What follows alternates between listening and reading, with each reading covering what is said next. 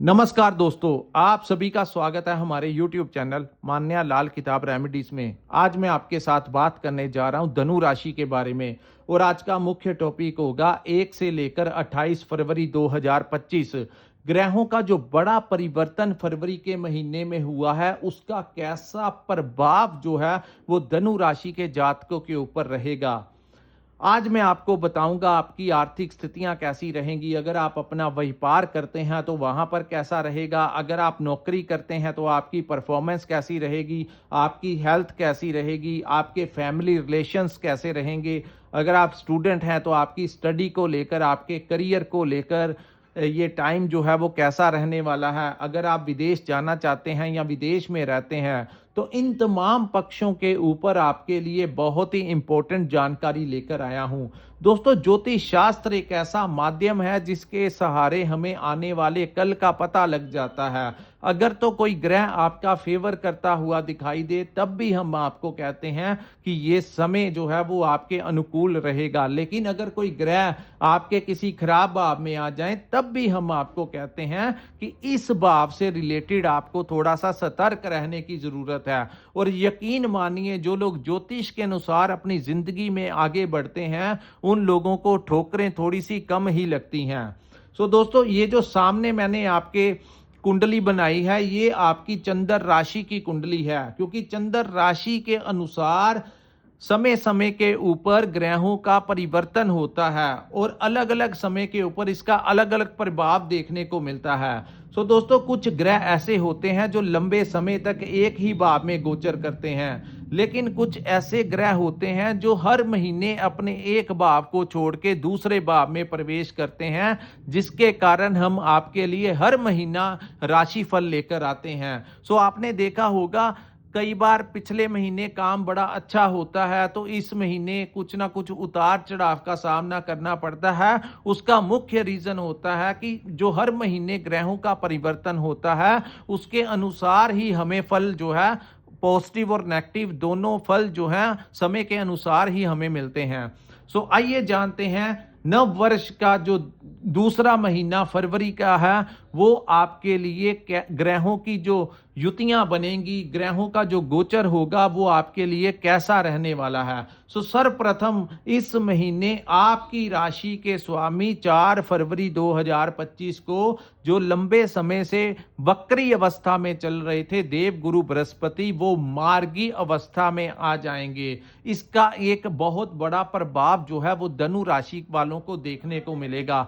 कुछ महीने से व्यापार में जो उतार चढ़ाव का सामना करना पड़ रहा था, जो घर में परेशानियों का सामना करना पड़ रहा था, अपनी संतान को लेकर कुछ भी समझ जो नहीं आ रहा था, उसमें एक बहुत बड़ा परिवर्तन जो है वो इस महीने देखने को मिलेगा। एक तो आपकी राशि के स्वामी, हर राशि का एक स्वामी ग्रह होता है और उसका अपना ही एक प्रभाव होता है। जो आपकी धनु राशि है इनके स्वामी देवगुरु बृहस्पति हैं।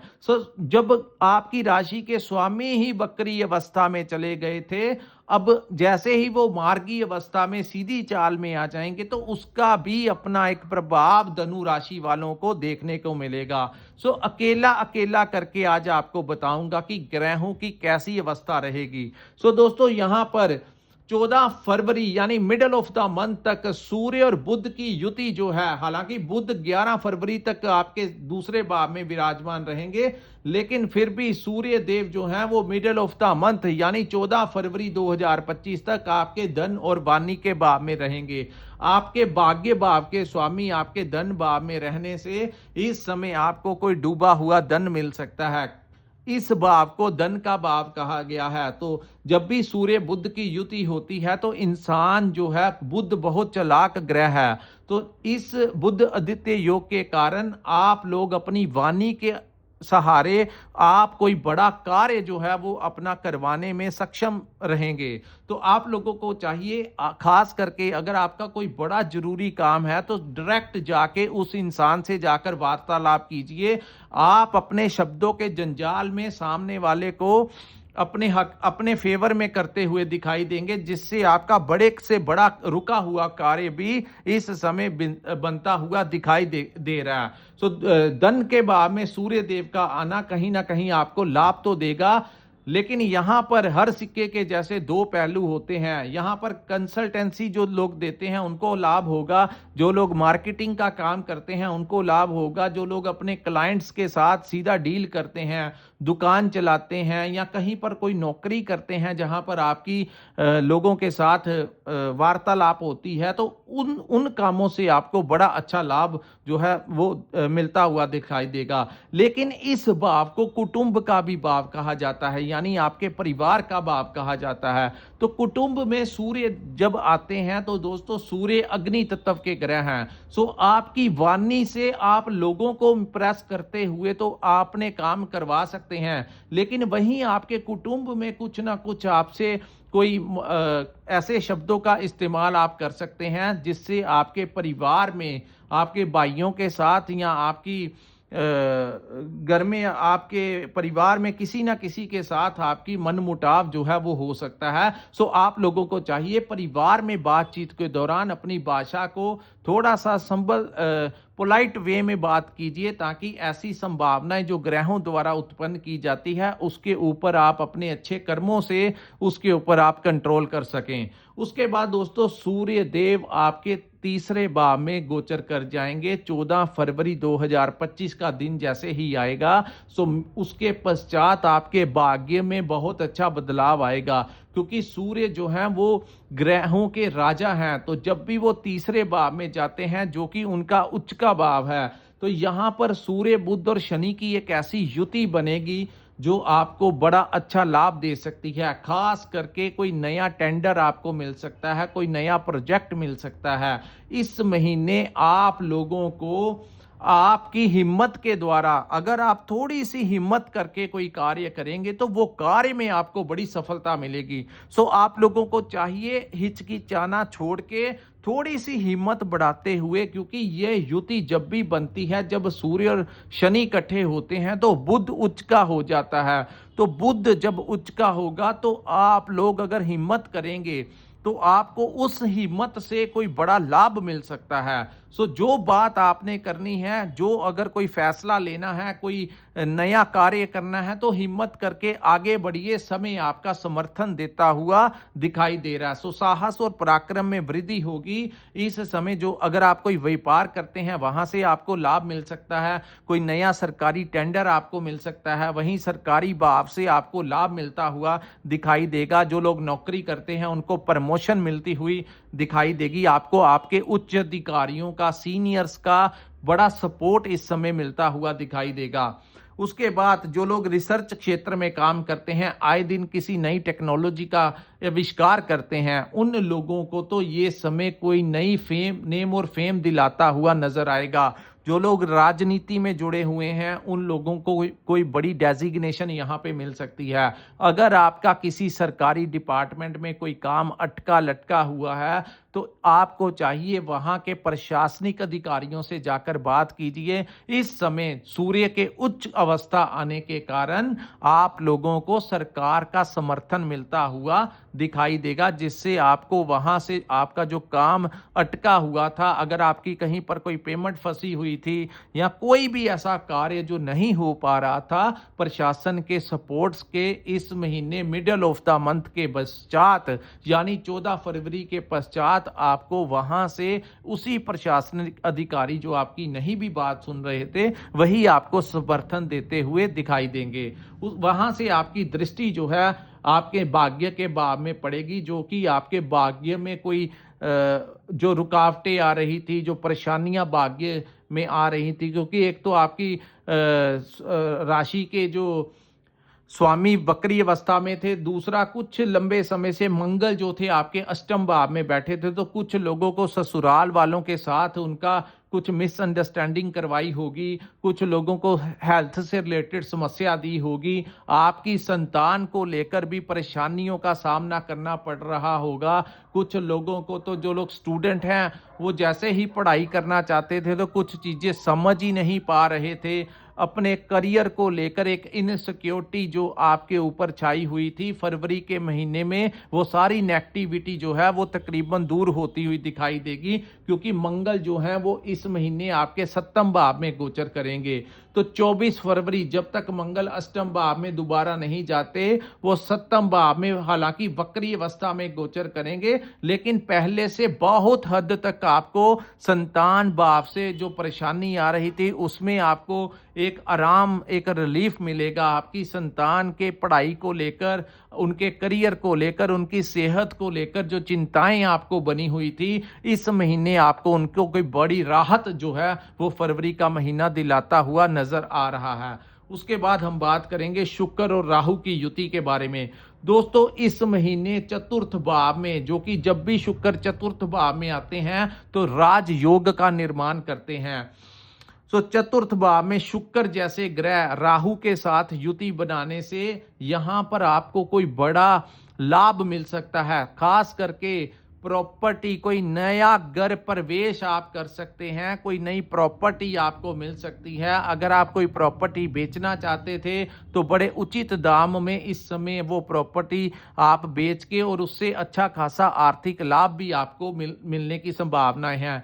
अगर आप लंबे समय से कोई वाहन खरीदने के इच्छुक थे तो फरवरी के महीने में शुक्र जो कि वाहन के कारक हैं और वाहन के भाव में ही विराजमान रहेंगे, जिसके कारण आप लोगों को कोई वाहन सुख की प्राप्ति हो सकती है। और जिन लोगों की कोई प्रमोशन जो है लंबे समय से अटकी हुई थी, उन लोगों को प्रमोशन मिल सकती है। और जो लोग ट्रांसफर लेना चाहते थे, क्योंकि शुक्र जो है अपने ही चतुर्थ भाव जो कि अपने परिवार, अपने सुख का भाव होता है, वहां पर शुक्र जैसे ग्रह का दिग्बली होना, हालांकि राहु के साथ युति होने से यहां पर शुक्र और भी अच्छा परिणाम देगा।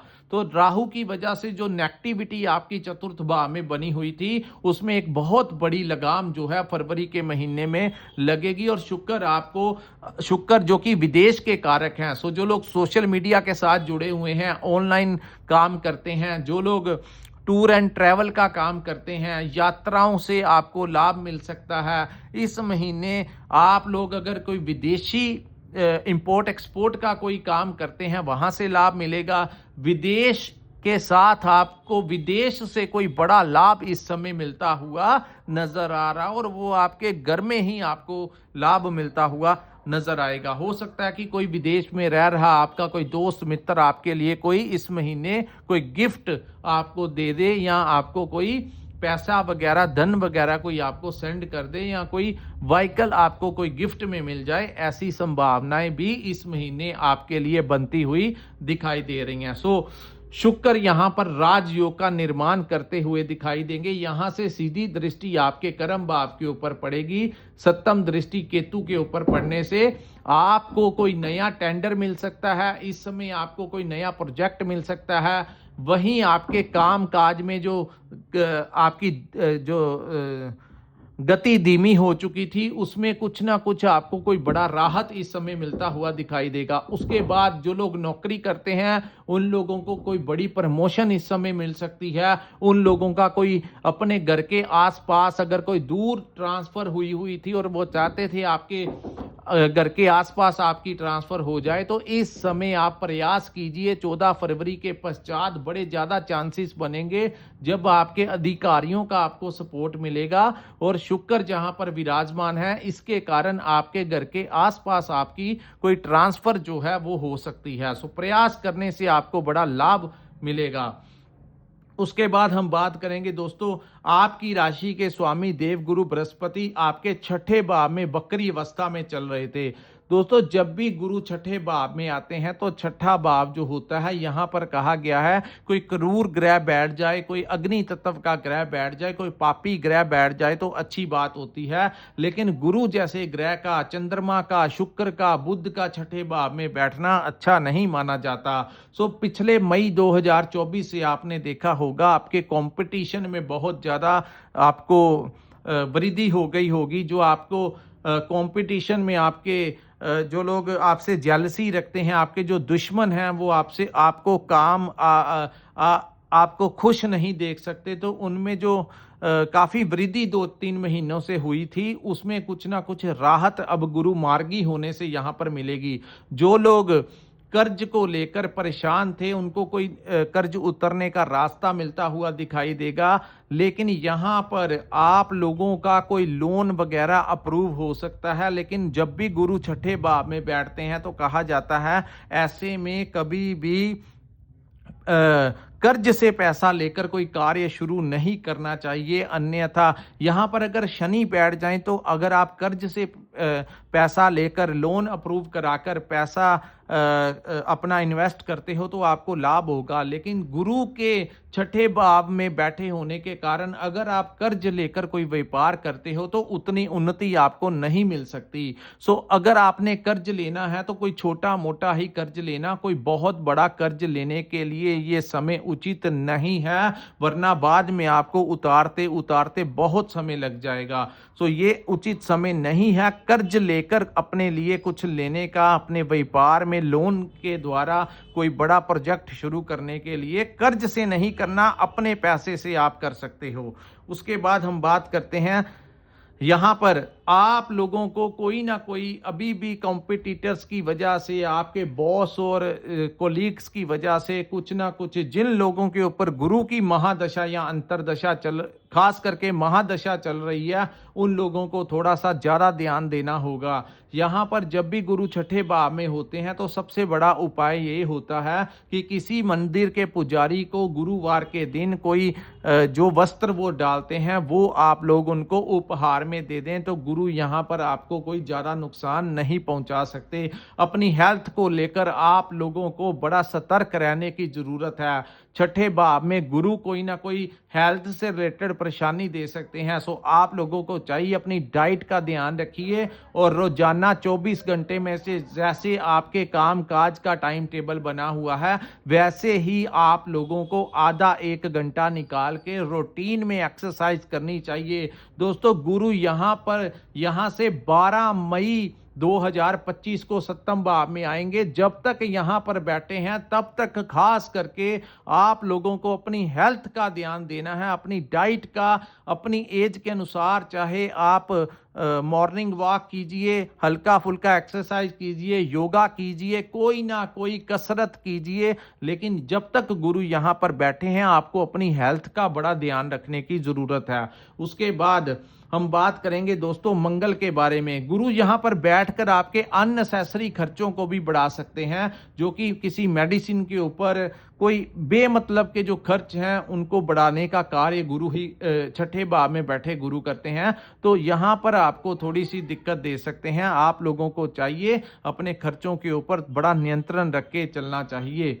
उसके बाद दोस्तों हम बात करेंगे मंगल ग्रह के बारे में। तो मंगल आपके वक्री अवस्था में आपके सप्तम भाव में रहेंगे। सप्तम भाव में मंगल का आना यहाँ पर आपके व्यापार को तो बहुत अच्छा रहेगा। पहले से काफ़ी हद तक व्यापार के लिए इस समय सप्तम भाव व्यापार से भी देखा जाता है, तो व्यापारियों को कोई बड़ा लाभ मिल सकता है।